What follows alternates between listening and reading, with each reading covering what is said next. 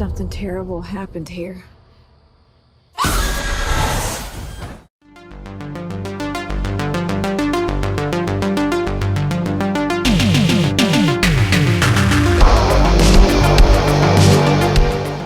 We are talking The Conjuring 3, The Devil Made Me Do It. This one is directed by Michael Shaves, who actually directed The Curse of La Llorona, of course a spin-off from the Conjuring movies, replacing James Wan here for The Conjuring Part 3. Once again starring Patrick Wilson and Vera Farmiga. Now, let me just explain my kind of relation with the Conjuring movies, because I really am a big fan of the first movie. I actually think it's a kind of the perfect entry-level horror film. I often see comments, what's the good film to get started on horror? And I would say it's a film that's well made, well acted, with good characters, with a variety of different scares, but nothing too kind of hardcore. It's the perfect film, if you ask me, for someone as an entry-level horror kind of movie. I also enjoyed the Conjuring Part 2. I didn't think it was as strong as the first one, but at least with Part 2, you know, you had a memorable villain in the the form of the demonic nun Valak. So now we come on to Part 3, as I say, now not directed by James Wan. And this is again based on kind of true events, although I suspect, well, I pretty much know that the majority of the actual what we see on screen is nothing to do with the actual real events. But nonetheless, there was a case where someone used the defence of "the devil made me do it" in court, hence the kind of the title. And you know, according to this movie, obviously this was partly to do with an exorcism that was ultimately performed by the Warrens. Played by Vera Farmiga and Patrick Wilson here, and ultimately this young kind of man kills someone under the kind of the demonic influence of this particular kind of demon. And in the movie, it is kind of up to the Warrens to help try and prove his innocence in a variety of kind of procedural style adventures. What will happen? You have to watch the movie to find out. So let's talk about what I liked. Now, the first two Conjuring movies were both kind of haunted house movies. Now this one, rather than kind of doing the same thing again, I will give it props for taking a different style of story. This is not a haunted house movie, though there are a couple of spooky houses and spooky buildings, but it is a investigation. It's a kind of procedural. It's a supernatural procedure in some ways. And it's a very different kind of story to the first two Conjuring films, which were essentially haunted house films. Now that could have been the easy task to do another kind of haunted house movie, and some people may prefer that, but I think it is to kind of have a variety in the kind of series. You do need to kind of mix it up somewhat and kind of change things up. So I think it was a good idea to have a different kind of style of kind of horror film. What else can I say? I think Patrick Wilson and Vera Farmiga are, you know, effortlessly watchable as Ed and Lorraine Warren, and this is now their kind of their third full film, and you've seen them a couple of times in the Annabelle series, or once in the Annabelle series of movies. So you know, you're kind of comfortable with these kind of characters now, and the actors have obviously grown in their roles, and they're effortlessly watchable and charismatic in them. I have to say there's also some quite good turns in regards to acting through some of the supporting characters here. There's a character called Arnie, who is essentially the young man who ultimately commits the murder and is on trial. I thought he did an excellent job of kind of seeming up this kind of like this innocent who's being kind of controlled by demonic forces. And in regards to the demonic forces and kind of the horror elements, there are some kind of well done scenes here. I particularly like their scenes where the kind of there's body contortion, where people are getting possessed, particularly at the beginning of the movie where we see actually a young boy get possessed, and there's some pretty horrific kind of bodies kind of getting screwed up into very unnatural looking kind of poses. I always think, how the hell was this person not dead after it gets kind of exercised because of all the broken bones and stuff? But nonetheless, visually speaking, it's kind of very, very striking. And the movie takes us a different route in regards to an antagonist here. And again, it's mixing it up a little bit with kind of mixed results, I'm going to be honest with you. But again, it's interesting to have a different style of antagonist, which I'm going to come on to right now. Okay, so what doesn't work? So you will see a common criticism of superhero films that it's always like a mirror image of a superhero, you know, as the kind of the bad guy. For example, Spider-Man with Venom, Hulk with Abomination, you know, Superman with Zod. There's always like, you always get that kind of like that mirror image of a villain within superheroes, and that is the case with this movie. Obviously not a superhero film, but I don't want to say too much for fear of spoilers, but that's the kind of the situation here. That's all I'll kind of say. It is not as memorable as either of the antagonists for the first movie. That is kind of one thing I would say. But before I come on to any more story elements, I want to talk about some of the technical elements here that kind of that I felt were some shortcomings. Now, this is a different director here, and it shows.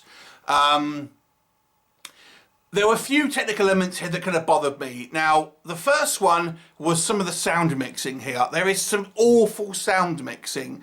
There are scenes where people are talking and we have either background noise or background music drowning out the kind of the dialogue, and it's done like multiple times. And there are instances where, you know, someone's turning up music, and I get that that's meant to happen, but it just seems to happen again and again and again. And you have scenes of dialogue where you cannot hear what is going on because the mixing is quite poor. I have to say, the cinematography, this movie seemed underlit. Now, I will put a pin in that, and so that, like, this is the first movie that I've seen back in cinemas in the pandemic, and the movie just seemed to be very underlit in places. Now, it is a horror film, I appreciate that, but I'll also say that could have been the cinema being cheap with the kind of the bulbs, because that does happen, but I don't know if anyone else would have this problem with this movie. It just seems a little bit too dark at times, to the point where you can't really see what's going on. But like I say, I will kind of caveat that by saying maybe that could have been my cinema. Okay, so what else about the direction here? So in the first two movies, James Wan created an atmosphere where it didn't necessarily rely too much on jump scares. There was jump scares in it, but you had this kind of build-up of kind of creepiness, of tension, of fear growing as you're kind of watching kind of scenes. And sometimes it was nothing, but sometimes it was something. That is not here in this movie. This movie is really not scary. It is. I was surprised how little elements of actual scares there were in this movie. There is some attempts, I would say, mostly jump scares. But it never really feels that foreboding, if you ask me. It really doesn't kind of have that element of creepy factor where the atmosphere is kind of just this kind of oppressive atmosphere that I think both the first two movies actually kind of had. Certainly the first movie, to a degree the second film as well. Sadly kind of missing from this movie. This film, to me, feels like a Conjuring rip-off. Oh, God, I mean, I feel like I kind of want to unload on this movie. I still think it's an enjoyable film, but it's such a step down from even the second film, I would say, which I don't think is as strong as the first. The story is... It goes from the first movie, which I think you can take pretty seriously. Yes, the second movie I think went a little bit too kind of far with the Valak. If you're familiar with the Enfield kind of story, it's nothing like, you know, that was nothing like that. But nonetheless, I think at least Valak was a kind of a memorable villain. And until that point, I think it was relatively, you could take it quite seriously. This one, the plot is just cheesy B-movie. They go from how they kind of find...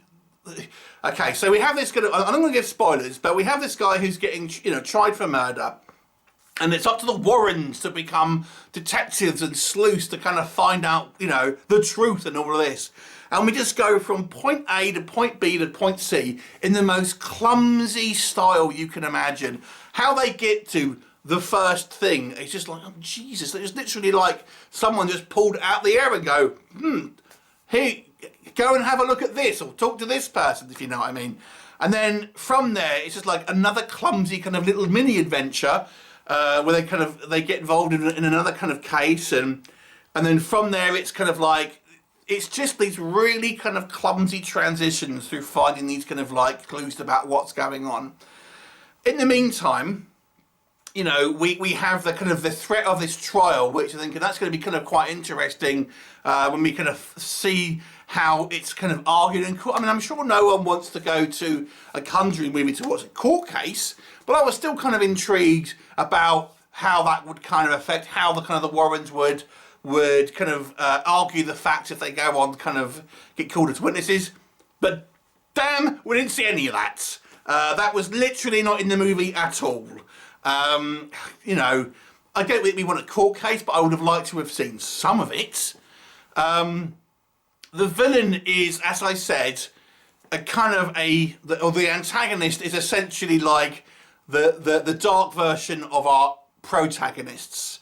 Again, I don't want to spoil too much about what's here, but again, it's fairly obvious kind of where the kind of the antagonist lies, if you kind of want to get my drift here. There's some very, very obvious foreshadowing, and it gives you kind of like so many kind of obvious things like, remember this is a film where the movie does not want you to think about stuff too much, because, for example, we'll have a scene where Lorraine's having a vision and we'll hear train tracks, and then she goes, I heard trains, and then a bit later on, remember that Lorraine said she heard trains, and it goes, look, trains. It's kind of like this like really obvious set of kind of like, make sure the audience kind of remembers these kind of plot points, and look, we'll have a very kind of close-up on a particular item and things like this, because we know it's going to come into play earlier, a little later on, and stuff like that. I got to be honest with you, I thought the ending dragged. When we kind of get to our climax, I thought it was just a little bit too stretched out and a little bit too cheesy. And I also don't think the effects were quite up to scratch either. There are a couple of CGI enhancements to the proceedings, and there's never a kind of a visual thing here which is as strong as either of the first two movies. So ultimately, although I don't think this is a bad film, and it might sound like I'm really sticking the boot in here, I still enjoyed it as a kind of a horror film, because I like kind of haunted house movies, but it is a massive step down from what I would consider a very, very high bar with the kind of the original Conjuring movie, which I think was an excellent haunted house movie and a pretty good sequel. This one is nothing better than average, and I'm going to give this a 5 out of 10, and I gotta be honest with you, I actually think I'm being pretty generous by saying this is, and it's really kind of down to you know, Patrick Wilson and Via Farmiga that's kind of not making me knock this down, because they are very, very watchable. And as I say, there are a couple of things here that I just explain it from going into a bad movie, but as it stands at the moment, it is just an average film by the kind of like the barest of margins. But man, what a step down, in my opinion at least. I'll be curious to see what anyone else thinks about this movie compared to the first two films. I actually don't know where this franchise will go from here. I'll be curious to see how this movie does in England. It's come out. This is my first trip to the cinema after the COVID. I think it's just coming out in the UK before it is anywhere else. So anyway, yeah, 5 out of 10. Have you seen it? What did you think of it? Leave me a comment and I'll look forward to seeing you next time. Bye for now.